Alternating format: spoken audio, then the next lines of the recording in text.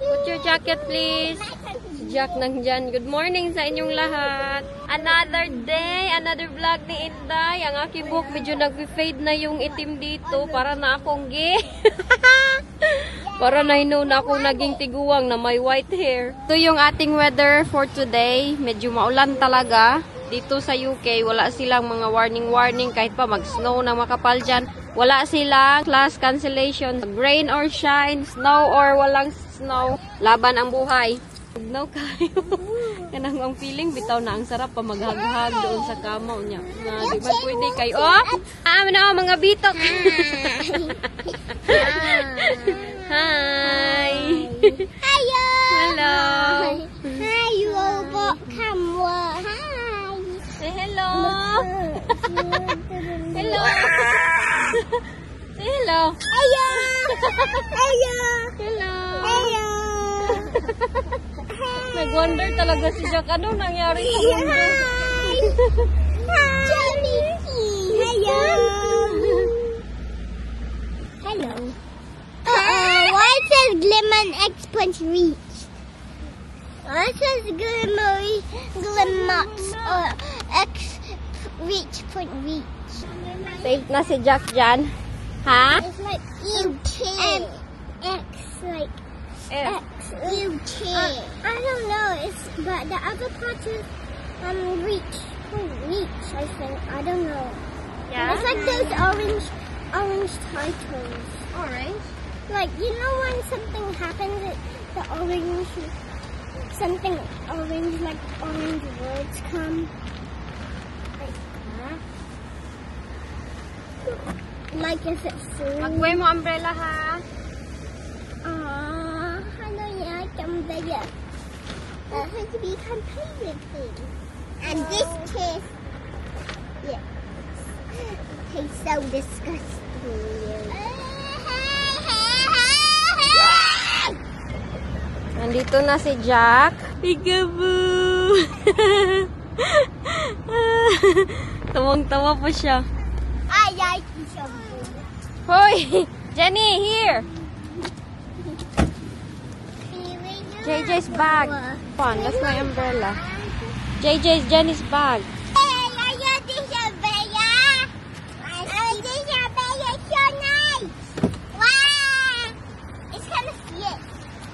One, oh, the white one.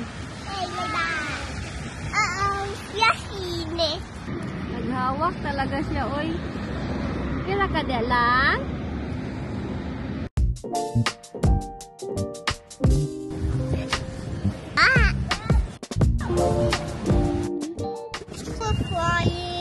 Flying. It's wet. It needs a blow dryer. Mm-hmm. Blow dryer. Bye-bye. Enjoy your day, okay? Bye. Oh, hug ka, Mommy. Bye-bye.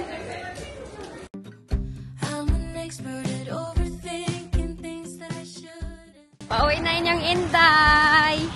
Ando na yung mga bata sa school. Uy, patay. Cool guy, someone is the opposite. Basa inyong Inday. Tug. Kawawa man ito si Jack. Uy, tulog na tulog kasi. Ayaw ko siyang gisingin. Wala, grabe yung tulog niya. Sa bahay, nagwa-wild yan. Basa ng paan niya.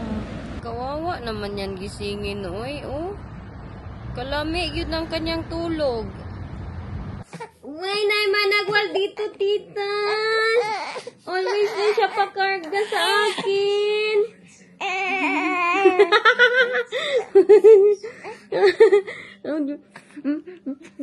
Smile kang tita, be. 1, 2, 3. Laugh sa ka, tita. 1, 2, 3. Laugh.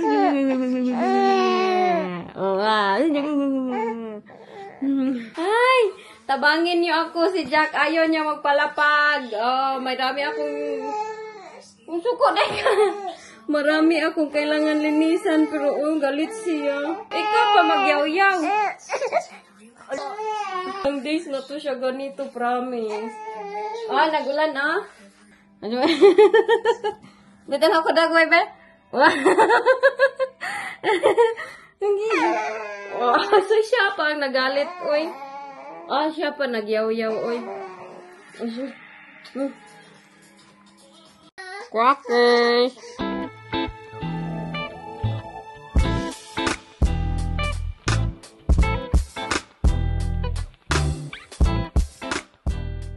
Among good boy, oh. Nagulat lang siya sa akin matapos ako sa gawain, oh.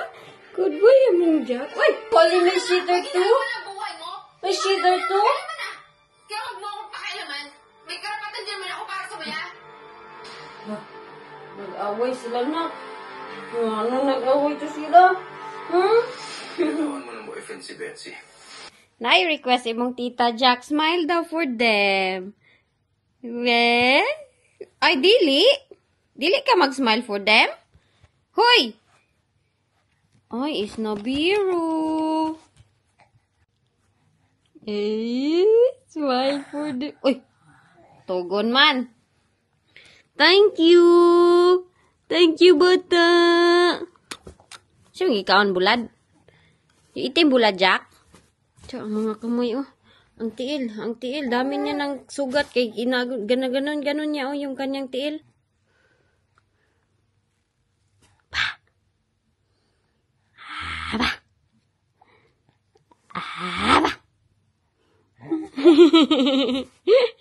Hello, kakatapos ko lang maligo. Yung Inday, magluto ako ng chop suey.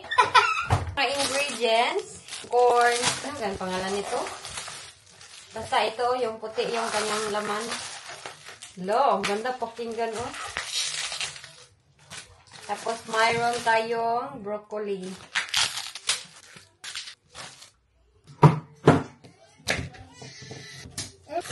Hindi ako makarelax magluto kay may batang nag-wild, oy. Saon man ni, oy.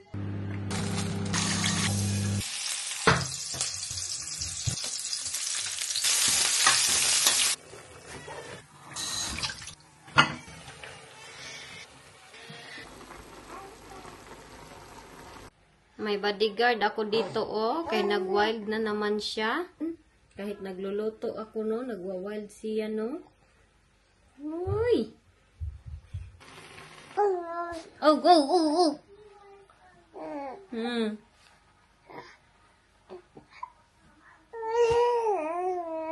Is she?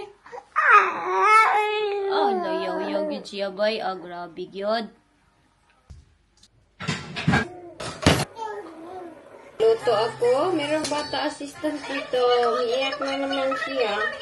Uy!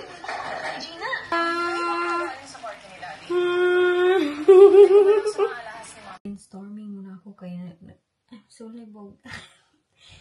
Confused yung aking utak. Confirmed about sa Philippines na ang mga bata hindi pala sila pwedeng prasisan ng passport except kay Jessica ha. Kay si Jessica is dual na yan siya. Sa Thailand pa lang meron na siyang British at Filipino passport. Ngayon, kay gusto kong prasisan ng passport si Jack na Filipino passport, hindi pala pwede diretso.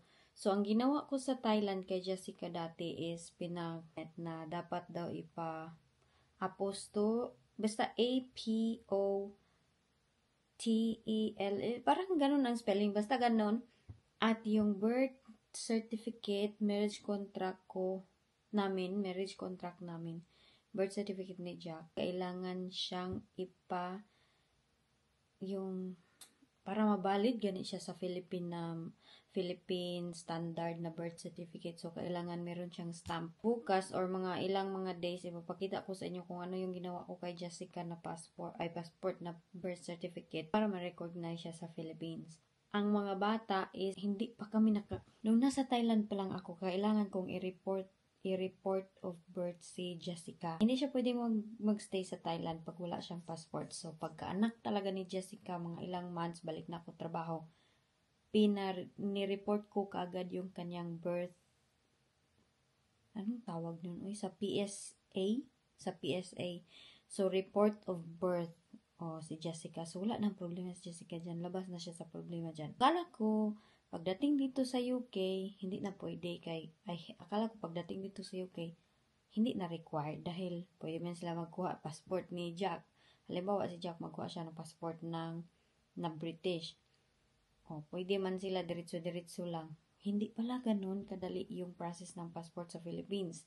Kailangan ko silang i-report sa PSA ba yun, kung I'm not mistaken, para ma-register yung kanilang birth dito, para ma-register dun sa Pilipinas, for them to be recognized as a Filipino citizen. Ganun pala ang pangyayari. Ngayon, hindi man na-report si Jennifer at si Jack, kailangan namin gawin yung process na ipasa yung mga complete na birth certificate, marriage contract ko, na mayroong mga stamp na kung ano-ano para tanggapin sa Philippine Standard. So, yan yung aming inaasikaso for now para ma-report na sila kay hindi sila makakuha ng Filipino passport. Uy, akala ko gyud kabugo gyud Inday. Akala ko gyud diretso-diretso na sila pwede makuha ng British passport, easy lang kunin. Ang Filipino passport, kailangan talaga silang ma-register sa birth doon sa Philippines para ma-recognize sila doon sa Philippines. Pero wala naman daw deadline. At yun lang, hindi ako makaprocess at hindi ako makakuha ng passport nila. I want na yung dalawa is dual na din, same kay Jessica. Para anytime sa Philippines, pag pupunta sila, di ba, di na magka-problema. So, hopefully, everything will be fine. Nagbabasa ako, sobrang dami kong binabasa. So, hinantay na lang namin yung passport ni Jack. Kaya meron kami ginawa sa passport ni Jack. And hopefully, pag magdating na yung passport ni Jack, birth certificate ni Jack. Pag magdating na yung birth certificate ni Jack, pwede namin siyang ipasa sa mga lawyer. Siguro yan sila. Iwan ko, Ministry of the Higher Industry, para mapirmahan, may stamp, may mga ganito, ganyan. Para maipasa namin sa embassy dito sa London. Para pag ma-report na ang PSA, ang report of birth nila, kung ready na, within 6 months daw ata, pwede na makuha dun sa Philippines. Pwede na yun kunin, yung papel, at pwede na sila maka-apply ng passport. So, yun ang confirm about sa Philippines. Philippine passport, Philippine report of birth, and Philippine in everything. Grabe ka, kuti yung ating. Kuti kayo. Basta.